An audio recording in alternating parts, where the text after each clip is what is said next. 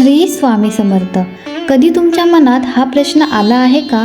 स्वामी समर्थ इतके दयाळू असताना त्यांचा रौद्र रूपाचा उल्लेख का केला जातो? गुरु खरंच रागावतात का, की त्या रागामागे भक्ताचं कल्याण लपलेलं असतं? एक गोष्ट आजच लक्षात ठेवा, स्वामींचं रौद्र रूप हे भक्ताला घाबरवण्यासाठी नसतं, ते भक्ताला जागं करण्यासाठी असतं. आजचा हा संपूर्ण व्हिडिओ शेवटपर्यंत नक्की ऐका, कारण आज आपण गुरुतत्वाचा एक असा पैलू समजून घेणार आहोत जो प्रत्येक स्वामी भक्ताला माहीत असायलाच हवा. आणि जर श्री स्वामी समर्थांवर तुमची मनापासून श्रद्धा असेल तर या व्हिडिओला एक लाईक नक्की करा. हा संदेश प्रत्येक स्वामी भक्तापर्यंत पोहोचावा म्हणून शेअर करा आणि कृपा सिंधू माऊली या आपल्या परिवाराचा भाग होण्यासाठी चॅनलला सबस्क्राईब करायला विसरू नका.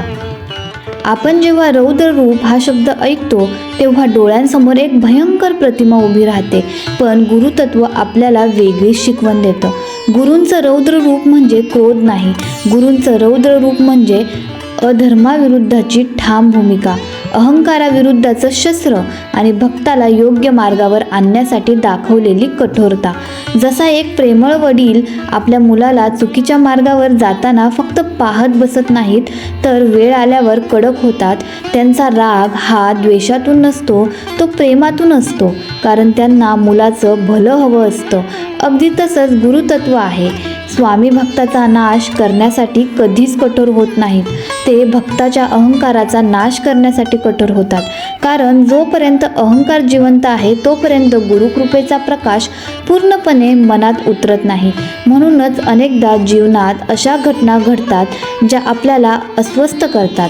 आपल्याला वाटतं स्वामी माझ्यासोबत असं का घडलं, पण कधी शांतपणे बसून आपण स्वतःला हा प्रश्न विचारतो का, या घटनेतून स्वामी मला काय शिकवत असतील?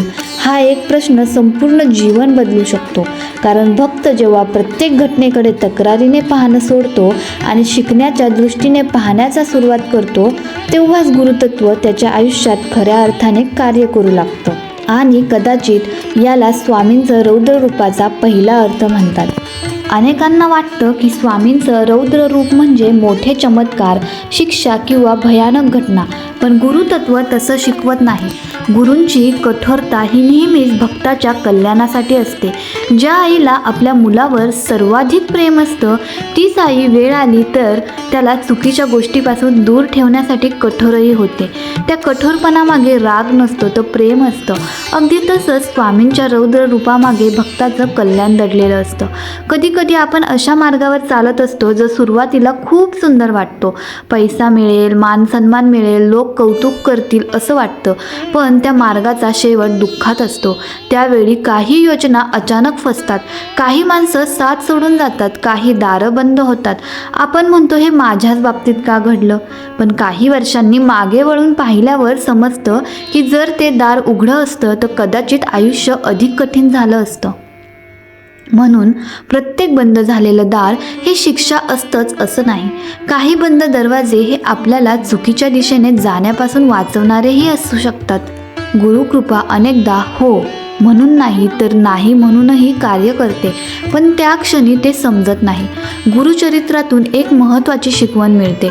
गुरु प्रथम माणसाचा अहंकार मोडतात, कारण अहंकार असलेल्या मनात ज्ञान टिकत नाही. जो माणूस स्वतःलाच सर्व काही समजतो त्याला सत्य स्वीकारणं कठीण जातं.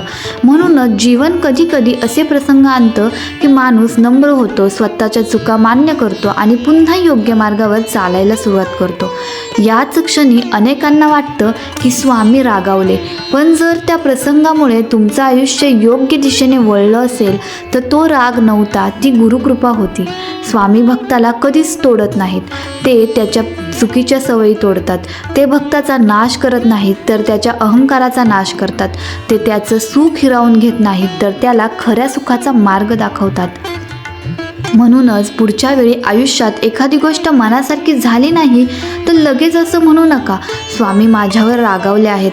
त्याऐवजी शांतपणे स्वतःला विचारा, या प्रसंगातून स्वामी मला काय शिकवत आहेत? कदाचित त्या एका प्रश्नातच तुमच्या आयुष्याचा नवा अध्याय सुरू होईल. अनेक भक्तांच्या मनात एक प्रश्न नेहमी येतो, स्वामींचं रौद्र रूप नेमकं कधी प्रकट होतं? हा प्रश्न पडणं स्वाभाविक आहे, कारण आपण स्वामींच्या प्रेमळ, करुणामय आणि दयाळू रूपाबद्दल खूप ऐकलं आहे. पण काही ठिकाणी त्यांच्या कठोर स्वभावाचाही उल्लेख आढळतो. मग या दोन्ही गोष्टी एकत्र कशा असू शकतात? याचं उत्तर समजून घेण्यासाठी सर्वप्रथम एक गोष्ट लक्षात ठेवावी लागेल. गुरूंच्या मनात राग, सूड किंवा द्वेष नसतो. गुरूंचं प्रत्येक कृत्य हे शिष्याच्या कल्याणासाठीच असतं. त्यामुळे रौद्र रूप या शब्दाचा अर्थ सामान्य माणसाच्या रागासारखा घेणं योग्य नाही. समजा एखादं लहान मूल पेटलेल्या दिव्याजवळ हात नेत आहे. आईने त्याचा हात जोरात ओढला किंवा त्याला रागावलं तर त्या क्षणी मुलाला आई कठोर वाटेल. पण त्या कठोरपणामागे राग नसतो, प्रेम असतं, काळजी असते. आईला मुलाचा हात भाजू द्यायचा नसतो. गुरुतत्वही अगदी तसंच कार्य करतं. जेव्हा भक्त नकळत चुकीच्या मार्गावर जाऊ लागतो, अहंकार वाटू लागतो, स्वतःच्या सामर्थ्याचा गर्व करू लागतो किंवा सत्यापासून दूर जाऊ लागतो, तेव्हा जीवनात काही कठीण प्रसंग येतात. अनेकदा आपण त्या प्रसंगांना दुर्दैव समजतो, पण प्रत्येक कठीण प्रसंग हा गुरूंचा राग आहे असं म्हणणं योग्य नाही. काही प्रसंग हे जीवनाचे नैसर्गिक परिणाम असतात, तर काही प्रसंगातून आपल्याला शिकण्याची संधी मिळते. गुरुचरित्रातील अनेक प्रसंग आपल्याला एक गोष्ट शिकवतात. गुरु प्रथम समजावतात, नंतर मार्ग दाखवतात आणि तरीही शिष्य हट्टाने चुकीच्या मार्गावर राहिला तर त्याला जागं करण्यासाठी कठोर अनुभव येऊ शकतात. ती शिक्षा नसते, ती जागृती असते. आपण अनेकदा प्रार्थना करताना म्हणतो, स्वामी माझं हे काम करून द्या, पण फार कमी वेळा आपण म्हणतो, स्वामी मला योग्य मार्ग दाखवा. यातच मोठा फरक आहे. कारण आपल्याला हवं असलेलं आणि आपल्यासाठी योग्य असलेलं या दोन गोष्टी नेहमी सारख्या नसतात. कधी एखादी संधी हातातून निघून जाते, कधी एखादा व्यवहार मोडतो, कधी एखादं नातं तुटतं. त्या क्षणी मनाला खूप वेदना होतात. पण काही वर्षांनी मागे वळून पाहिल्यावर लक्षात येतं की जर ते घडलं नसतं तर कदाचित आपण आणखी मोठ्या संकटात सापडलो असतो. तेव्हा मनातून एकच शब्द बाहेर पडतो, स्वामी त्यावेळी मला समजलं नव्हतं, पण आज समजतंय की तुमचा प्रत्येक निर्णय माझ्या भल्यासाठीच होता. याच ठिकाणी गुरुतत्वाचं खरं सौंदर्य आहे. गुरु नेहमी आपल्या इच्छा पूर्ण करत नाही, पण ते आपल्या जीवनाला योग्य दिशा देण्याचा प्रयत्न करतात. आणि जेव्हा माणूस ही गोष्ट समजून घेतो तेव्हा त्याला स्वामींचं रौद्र रूपाची भीती वाटत नाही, उलट त्या कठोरतेतही प्रेम दिसू लागतं. आता एक प्रश्न तुम्ही स्वतःला विचारा, जर स्वामी आपल्यावर खरंच रागावले असते तर आपल्याला पुन्हा सावरण्याची संधी मिळाली असती का? नाही. गुरु कधीही भक्ताला सोडून जात नाहीत. ते चूक दाखवतात, पण चूक सुधारण्याचा मार्गही दाखवतात. हेच गुरुतत्वाचं वैशिष्ट्य आहे. माणूस जेव्हा यशस्वी होतो तेव्हा सर्वात आधी कोणता शत्रू त्याच्या मनात जन्म घेतो माहीत आहे? तो म्हणजे अहंकार. हे सगळं मी केलं, माझ्यासारखा कोणी नाही, मला आता कोणाचीही गरज नाही, हे विचार ज्या क्षणी मनात येतात त्या क्षणी माणूस गुरुपासून दूर जायला लागतो. कारण जिथे अहंकार असतो तिथे नम्रता राहत नाही आणि जिथे नम्रता नसते तिथे गुरुकृपेचा प्रकाश पूर्णपणे उतरत नाही. म्हणूनच कधीकधी जीवन आपल्याला असा धक्का देतं की आपला सगळा अहंकार एका क्षणात तुटून जातो. त्या क्षणी आपण रडतो, तक्रार करतो, स्वामींना विचारतो माझ्याच बाबतीत असं का? पण काळ पुढे सरकतो आणि एक दिवस लक्षात येतं, जर तो धक्का बसला नसता तर आज मी इथे पोहोचलोच नसतो. त्या एका प्रसंगाने माझं संपूर्ण आयुष्य बदललं, माझा स्वभाव बदलला, माझे विचार बदलले आणि सर्वात महत्त्वाचं म्हणजे माझी स्वामींवरची श्रद्धा अधिक दृढ झाली. म्हणून लक्षात ठेवा, स्वामींचं रौद्र रूप म्हणजे भक्ताला तोडणं नव्हे. स्वामींचं रौद्र रूप म्हणजे भक्ताच्या अहंकाराला तोडणं, भक्ताच्या वाईट सवयी तोडणं आणि त्याला पुन्हा धर्म, सत्य आणि सदाचाराच्या मार्गावर उभं करणं. यालाच खरी गुरुकृपा म्हणतात. आणि एक गोष्ट मनापासून समजून घ्या, स्वामींचं रौद्र रूप हे कधीच भक्ताचा नाश करण्यासाठी नसतं, ते भक्ताच्या जीवनात निर्माण झालेल्या अंधाराचा नाश करण्यासाठी असतं. गुरूंच्या दृष्टीने प्रत्येक भक्त हा त्यांच्या लेकरासारखाच असतो. म्हणूनच ते कधी प्रेमाने जवळ घेतात तर कधी कठोर अनुभवातून योग्य दिशा दाखवतात. अनेक वेळा माणूस चुकीच्या संगतीत अडकतो.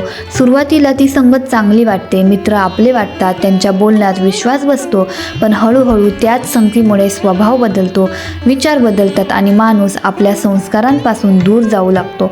अशा वेळी अचानक काही लोक आयुष्यातून निघून जातात, मैत्री तुटते, संबंध संपतात किंवा परिस्थिती बदलते. त्या क्षणी खूप दुःख होतं. आपण विचार करतो, स्वामी माझ्याच वाट्याला हे का आलं? पण काही काळानंतर सत्य समोर येतं. ज्या लोकांसाठी आपण रडलो तेच लोक आपल्या आयुष्यात मोठं नुकसान करणार होते. ज्या नात्याला आपण आयुष्य समजत होतो तेच नातं आपल्याला चुकीच्या दिशेने नेत होतं. तेव्हा समजतं स्वामींनी माणसं काढून घेतली नाहीत, तर संकट दूर केलं. गुरुतत्व आपल्याला एक महत्त्वाचा संदेश देतं. कधी कधी गुरुकृपा मिळणं म्हणजे नवीन गोष्टी मिळणं नसतं, तर चुकीच्या गोष्टी आपल्या आयुष्यातून निघून जाणं असतं. म्हणून प्रत्येक गोष्ट गमावली की ती शिक्षा आहे असा निष्कर्ष कधीच काढू नका. कधी कधी जे तुटतं ते आपल्याला वाचवण्यासाठीच तुटतं. जे निघून जातं ते आपल्या प्रगतीच्या आड येणार असतं आणि जे आपल्या आयुष्यात टिकून राहतं तेच खरं गुरुकृपेचं वरदान असतं. स्वामींचं रौद्र रूप म्हणजे वीज कोसळल्यासारखं भयावह दृश्य नाही. ते आपल्या आयुष्यातील असत्य, अहंकार, लोभ आणि चुकीच्या मार्गावर पडलेला पडदा दूर करणारा प्रकाश आहे. म्हणून पुढच्या वेळी आयुष्यात एखादी कठीण घटना घडली तर फक्त हे माझ्याबरोबरच का एवढाच प्रश्न विचारू नका. एकदा शांतपणे स्वामींच्या चरणी बसा आणि मनात विचारा, स्वामी, या प्रसंगातून तुम्ही मला कोणता धडा शिकवत आहात? माझ्यात कोणता बदल घडवू इच्छिता? विश्वास ठेवा, या प्रश्नाचं उत्तर जेव्हा मनाला मिळेल तेव्हा तुम्हाला समजेल की स्वामींचं रौद्र रूप हे भीतीचं नाही, तर भक्ताला योग्य मार्गावर आणणाऱ्या अपरंपार प्रेमाचं रूप आहे. आणि शेवटी एक सत्य प्रत्येक स्वामी भक्ताने आयुष्यभर लक्षात ठेवावं. आपण अनेकदा स्वामींकडे प्रार्थना करतो, स्वामी माझ्यावर कधी रागवू नका, पण कदाचित यापेक्षाही सुंदर प्रार्थना अशी असू शकते, स्वामी मी चुकलो तर मला वेळेवर थांबवा, माझा अहंकार वाढू लागला तर तो मोडून काढा, पण तुमचा हात माझ्या डोक्यावरून कधीही दूर करू नका. कारण गुरूंची खरी कृपा ही फक्त सुख देण्यात नसते. खरी गुरुकृपा म्हणजे चुकीच्या वेळी योग्य इशारा मिळणं, वाईट मार्गावर जात असताना योग्य वेळी थांबणं, अहंकार वाढत असताना नम्रता शिकणं आणि अंधारात हरवल्यावर पुन्हा प्रकाशाकडे परत येणं. याच कारणामुळे संतांनी नेहमी सांगितलं आहे की गुरूंची प्रत्येक कृती ही शिष्याला कल्याणासाठी असते. काही वेळा ती कृती प्रेमळ वाटते तर काही वेळा कठोर, पण दोन्हींचं अंतिम ध्येय एकच असतं, भक्ताचं आध्यात्मिक उन्नयन. म्हणून स्वामींच्या रौद्र रूपाची भीती बाळगू नका. भीती वाटलीच पाहिजे, ती असत्याची, अहंकाराची, लोभाची, दुसऱ्याला दुःख देणाऱ्या वागणुकीची. कारण गुरुतत्व नेहमी या दोषाविरुद्ध उभं राहतं. जर आपल्या मनात नम्रता असेल, सत्य असेल, सेवा असेल आणि स्वामींच्या चरणांवर अखंड श्रद्धा असेल तर गुरूंची कठोरता ही आपल्यासाठी आशीर्वादच ठरते. आजचा हा संदेश संपवण्यापूर्वी चला स्वामींच्या चरणी मनापासून एक प्रार्थना करूया. हे श्री स्वामी समर्थ, माझ्या आयुष्यात सुख आलं तरी मला अहंकारी होऊ देऊ नका, दुःख आलं तरी तुमच्यावरील विश्वास कमी होऊ देऊ नका. मी चुकीच्या मार्गावर पाऊल टाकणार असेल तर योग्य वेळी मला थांबवा. माझ्या मनातील अहंकार, लोभ, मत्सर आणि द्वेष यांचा नाश करा. मला सत्य, सेवा, प्रेम आणि सदाचाराच्या मार्गावर चालण्याची बुद्धी द्या. तुमचं प्रेम आणि तुमची कृपा माझ्यावर सदैव राहू द्या. अनंत कोटी ब्रह्मांड नायक राजाधिराज योगीराज परब्रह्म श्री सद्गुरू स्वामी समर्थ महाराज की जय.